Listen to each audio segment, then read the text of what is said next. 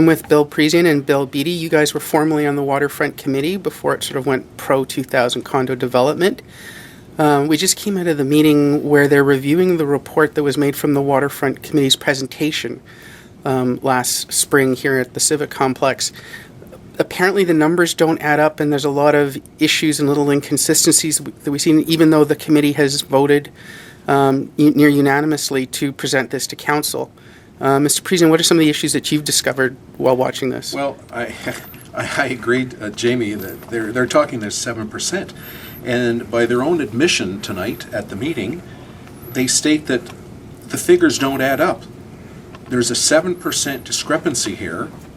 No, when you say 7, I'm sorry to interrupt, but when you say 7%, what do you mean by 7%? Well, 7% in who supports, I mean, it's on the survey. It's right. On this survey that was held at the open sessions that they had here regarding the building in the park or along the waterfront in general. So there's 7% discrepancy. Again, I'm using what they stated. Mm-hmm. And they still went ahead tonight and they voted to take this to council when their own figures don't add up. There's a 7% discrepancy here. And what I find really odd here is that this whole survey to me was Mickey Mouse from the word go.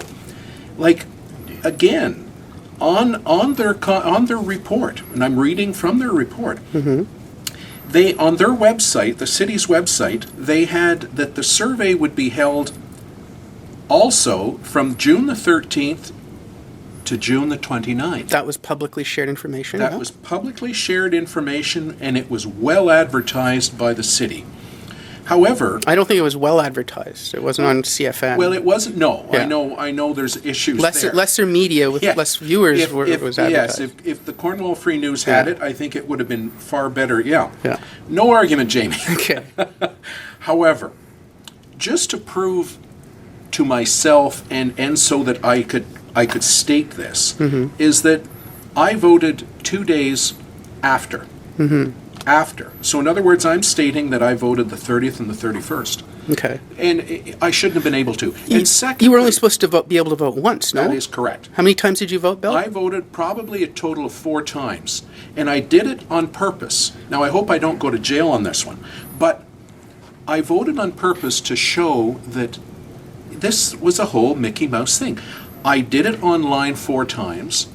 And at no time did I have to put my email address or put my name or put anything. So that should not be allowed, period. I'm putting in dispute the whole damn survey. Now, I believe the online portion of the voting is almost 50% of the total, if not more. I'm not sure. I just got this. So, I mean, you're catching me here. Well, it's just they were saying their numbers. What they're trying to say is that this report represents the public response to their presentation, of which they're claiming they had over 600 votes out of a population of nearly 50,000, of which maybe 7% discrepancies, and then you voted 4 times. Yeah. So the bottom line is how many people really voted, and this is why I sort of wrote a few months ago that this should be a ballot issue, because the waterfront's pretty darn important. Oh, it's very important. There's one point to be made. Mr. Beattie? Yes. That Bill said that he voted 4 times. Mm-hmm. Now, that could be for or against. So you could have other people going the opposite way. I have to interject. Mine was against. I just want to state that. Okay. Thank you. Thank you. Thank you. Yes. And on the other hand, I saw what was going on with this situation, and I refused to vote because it's wrong.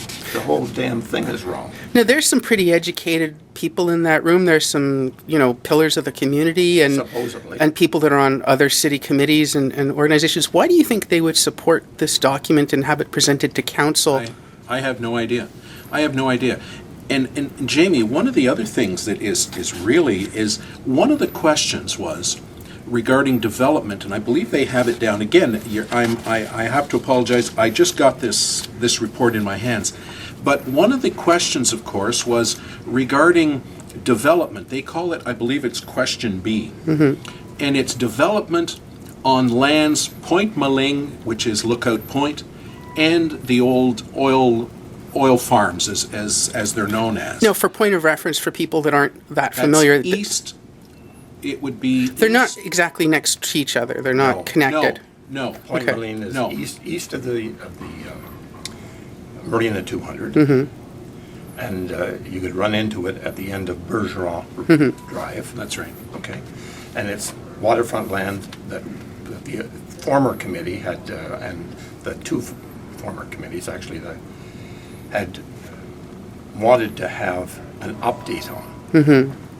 That city council actually had approved. passed. They had Right. approved all this. And they're very different properties. Totally different. Absolutely. And even for people, I guess, like ourselves, that we don't want to see development like in the park. I'm very strong about that one. But I encourage and have encouraged development in what I'm calling the oil tank farm area.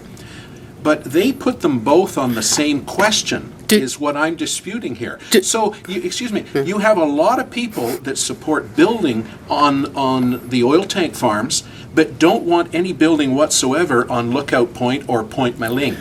In your opinion, we're just talking opinions here, do you think that this is some sort of machination or skullduggery to lop one piece of one parcel of land in with a parcel of land that the public does support development on? On that question, definitely. Yeah. Definitely. feel the Wholeheartedly. same way. Wholeheartedly. And at where the meetings, public meetings were held, they broke off into smaller groups. And most of the groups had a member of the 2011 Waterfront Committee attending the group. And we have proof that in one, Point Moline was brought up. It was on the agenda, and the gentleman did not want to discuss it.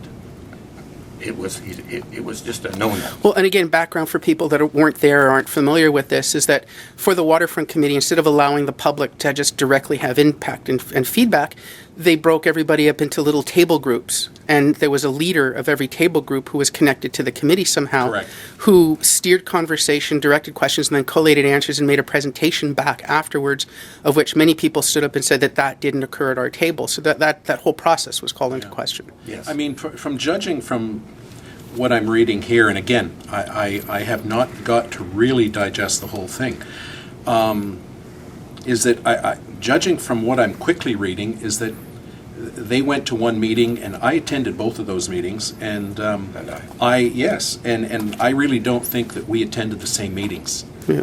So to wrap up, gentlemen, do you think that this report should be going to council and thus to the public? Well, I don't know. I guess we're going to have to see, but I'm just hoping that obviously now it's going to council because of this vote that they just had here tonight, even though the figures don't add up, but we're still sending it to council. So hopefully council will rip this thing apart. Yeah. You know, I'm hoping. And the other point that is back at council meeting, prior to the meetings, public meetings, that they had the opportunity, but they absolutely forgot that there was and still is an outstanding issue. Which is? Point Moline. Point Maling.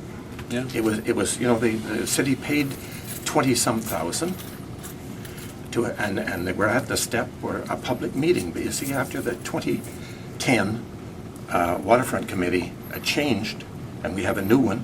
At their first meeting in 2011, they decided to drop it. I mean, I was on the subcommittee and didn't have the opportunity at all to even talk about it. And I mean, I don't necessarily agree. In fact, I don't agree with what the MMM group from Ottawa put in the plan. I don't agree with the money that they were talking about. I mean, some of the things, but it was a start. Get it to the public.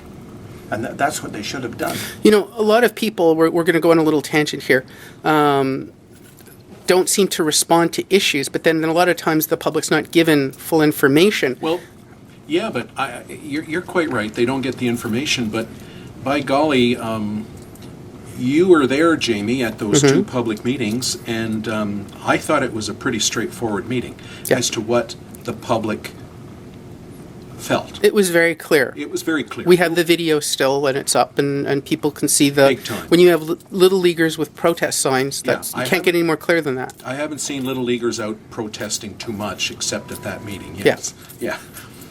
So, gentlemen, I'm going back to where I was leading with that. Yeah.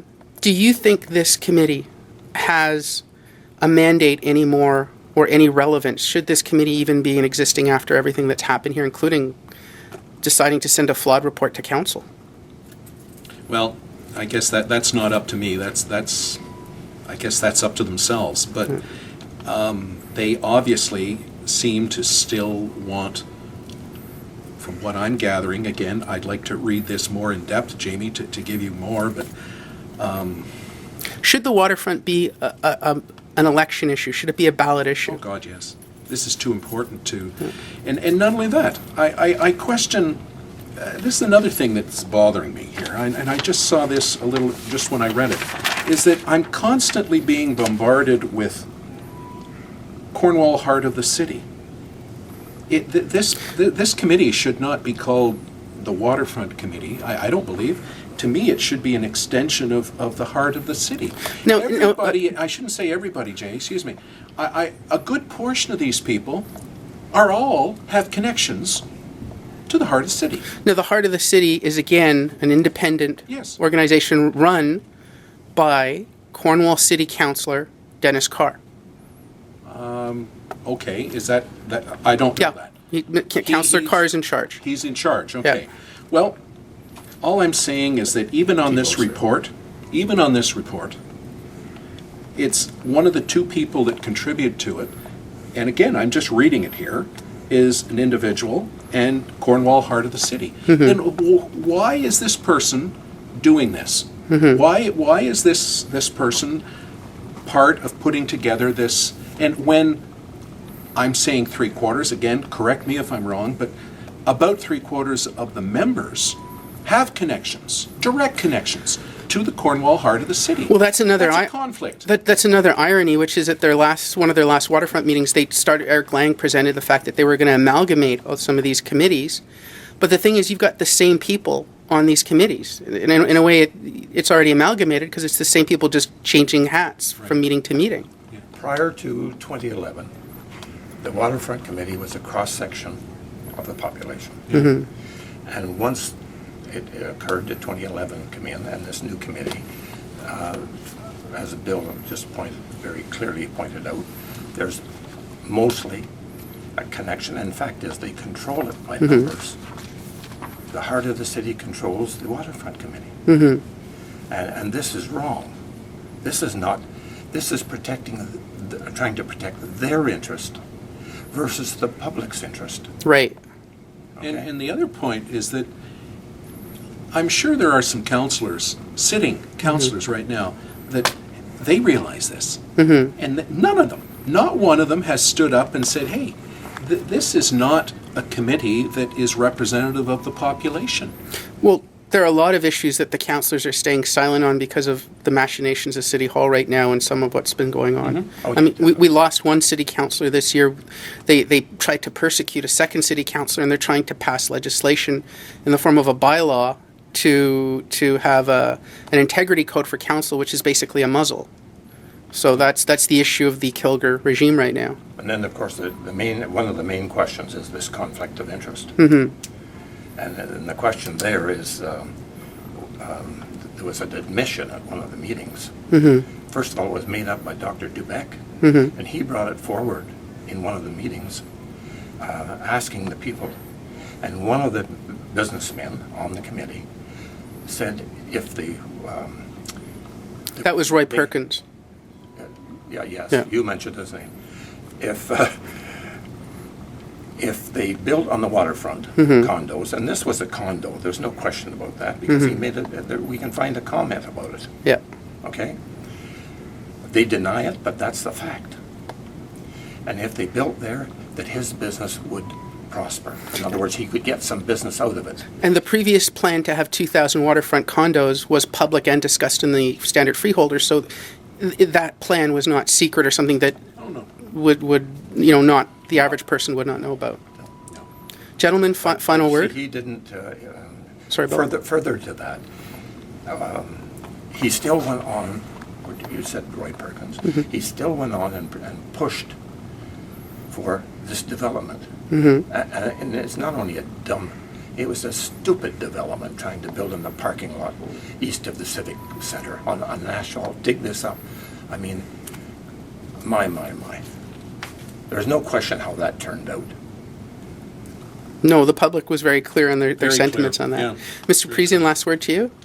No, I just, as I said, I'm still, I guess I would like the chair to get comments. I'm going to speak to Lee after the meeting to, like, I'm sorry, I'm still flabbergasted that I still don't understand how you can bring a document to council, have our council vote on something that, by their own admission, it doesn't add up. And by 7% they're looking at. 7% is a hell of a discrepancy, at least in my, I wouldn't want them doing my banking. Right. Well, I guess that's all I've got to say on this, but as I said, I'm caught because I haven't had a chance to digest this whole thing. And I haven't seen it. No. all right, gentlemen, thank you very much. Thank you so much. You're very welcome. Thank you.